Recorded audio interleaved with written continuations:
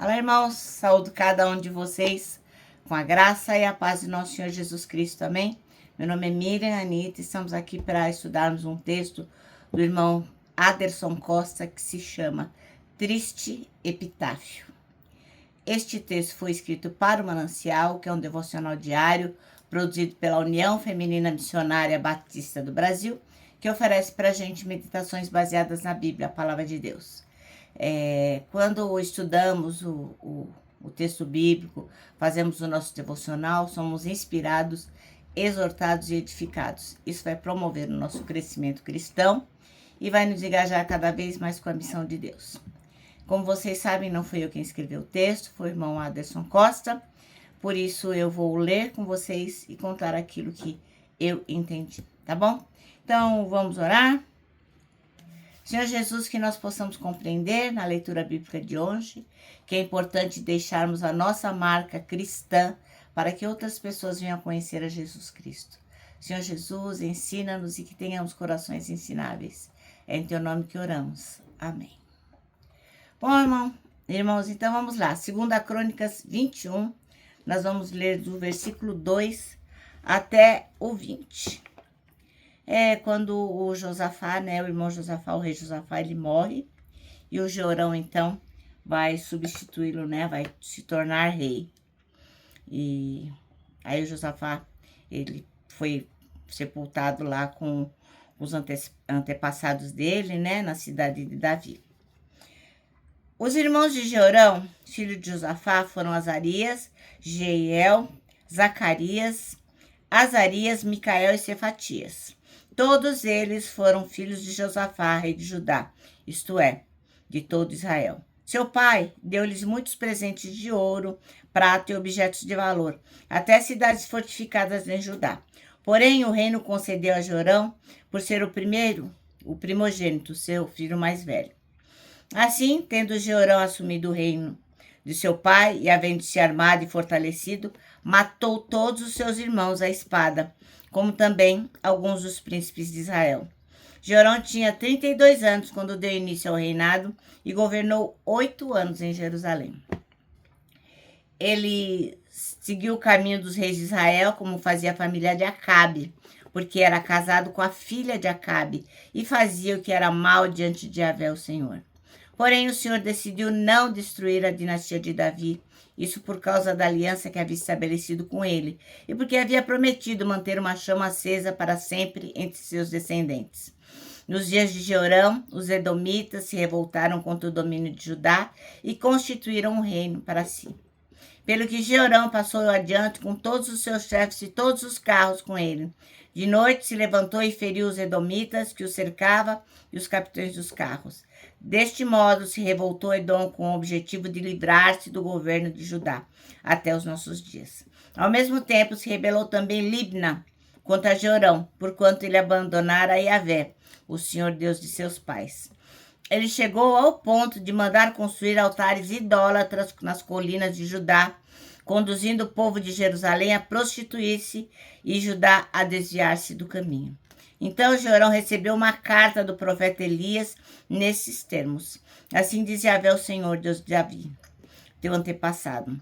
Assim diz o Senhor, Deus de teu pai Davi, porque não seguiste os caminhos do teu pai Josafá e os caminhos de Asa, rei de Judá, mas preferiste o caminho dos reis de Israel e levaste Judá e os habitantes de Jerusalém a se prostituírem mediante a idolatria, como procedeu a família de Acabe, e também mataste os teus próprios irmãos da família do teu pai, que eram muito mais honrados do que tu. Portanto, Yahvé, o Senhor, mandará uma terrível praga sobre o teu povo, teus filhos, tuas mulheres e todos os teus bens. E terás uma grave enfermidade, isso é, um tumor no ventre que irá crescer e piorar até que teus intestinos vazem do corpo.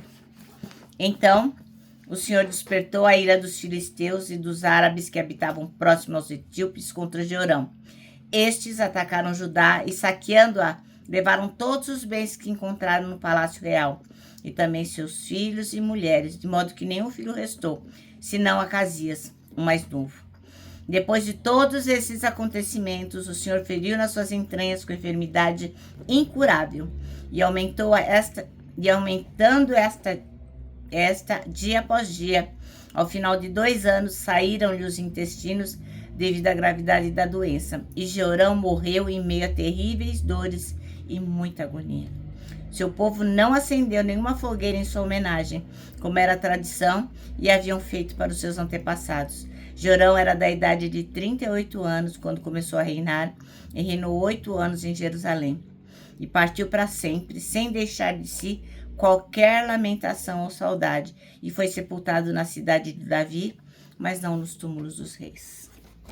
Bom, irmãos, então o nosso texto chama-se Triste Epitáfio, e para quem não sabe o que é epitáfio, é aquela frase que é escrita nos túmulos, né, em homenagem à pessoa que partiu.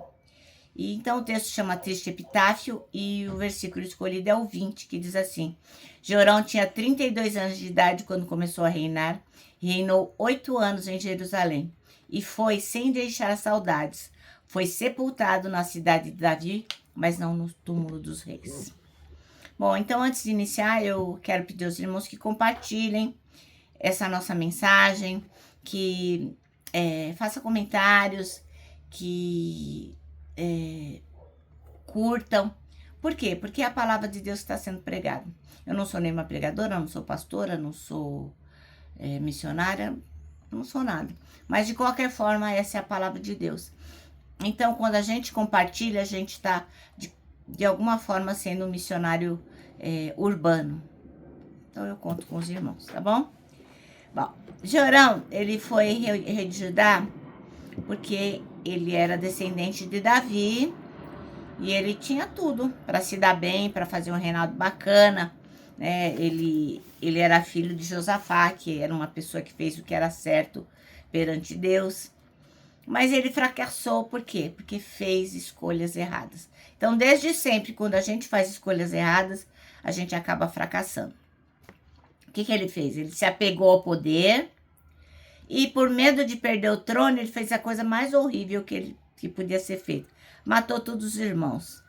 Assim que ele assumiu o reinado, ele matou tudo por insegurança.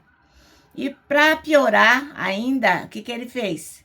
Ele ainda casou com a irmã de Acabe, que era uma pessoa muito cruel, que também não fazia aquilo que era reto diante de Deus. Então, o que acontece? Por causa disso, dessa mulher idólatra, ele começou a ser idólatra também e a levar o povo a praticar a idolatria, assim como a família de Acabe, o sogro dele. Então, em vez de ele levar a esposa a seguir ao Senhor, não. Ao contrário, ele que seguiu a família de Acabe. Bom, durante o reinado do Jeorão, os edomitas, os moradores de Líbina, eles fizeram uma rebelião lá contra o domínio de Judá e fizeram um estrago danado naquele reino. O Jeorão, ele apenas reinou 8 anos e fez péssimas escolhas, e as suas ações eram cheias de pecado, e não fazia aquilo que agradava a Deus, deixou marcas muito negativas, muito profundas na história do povo de Deus. E aí, quando ele morreu, o que está escrito na Bíblia, né? Ele foi sem deixar saudades. O Jeorão desperdiçou a vida dele de maneira tola, muito vil. Perdeu um monte de oportunidade boa, né? Perdeu a oportunidade de seguir ao Senhor, de ouvir aquilo que o pai dele ensinou, de fazer algo pelo povo dele, de amar a Deus. Perdeu muitas oportunidades. Desperdiçou todos os recursos que ele tem, inclusive financeiros. Então fosse melhor ser mesmo esquecido, porque ter registrado o nome nas páginas mais tristes da história do povo foi pior ainda, né? Era melhor que ninguém se lembrasse dele. Mas toda vez que alguém lê essa passagem de Crônicas, vai ver como Jeorão desperdiçou tudo que Deus tinha lhe proporcionado. Isso deve fazer um alerta pra gente.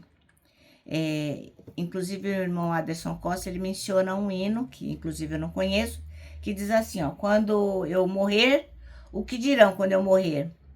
Deixarei um testemunho que perdurará? Então, a pergunta que não quer calar é: quando a gente morrer, será que as pessoas vão se lembrar de quanto nós amamos a Deus e as coisas que nós fizemos por amor a Jesus Cristo?